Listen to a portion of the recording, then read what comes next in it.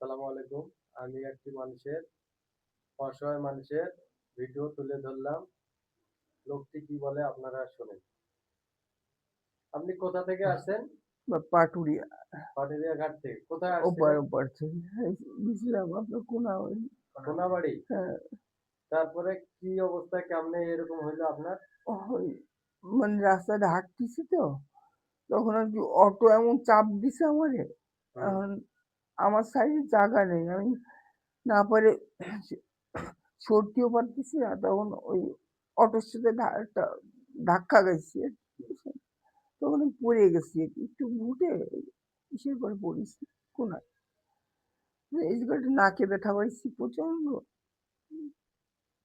নাকে তো অবস্থা খারাপ। নাকে তো সেই রক্ত বাইরেছে আপনার। নাকি হাতে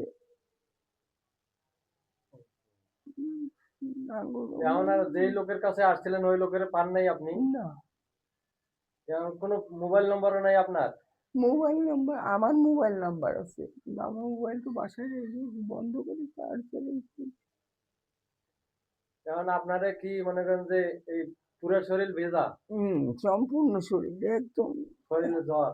জ্বর ভিজা সব।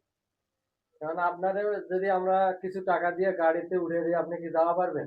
হ্যাঁ, সমস্যা হবে ইনশাল্লাহ না? ইনশাল্লাহ। না, আপনাকে দোয়াই। তাহলে আপনারে এগুলো কাপড় চোপড় গুলো আমরা চেঞ্জ করিয়ে কিছু কাপড় দিতেছি, আপনি কাপড় পরিয়ে কিছু টাকা পয়সা নিয়ে আমরা গাড়িতে উঠিয়ে দিতেছি, আপনি গাড়িতে চলে যান।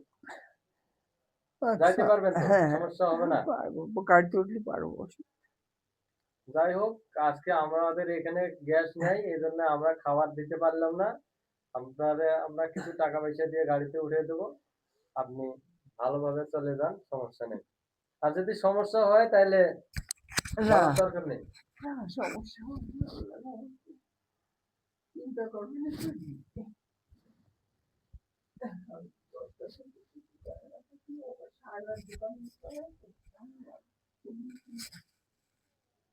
আচ্ছা প্রিয় দর্শক বন্ধুরা, আপনারা এরকম ভিডিও দেখে আপনারা সবাই লাইক কমেন্ট করবেন, এরকম অসহায় মানুষের পাশে দাঁড়াবেন। ধন্যবাদ।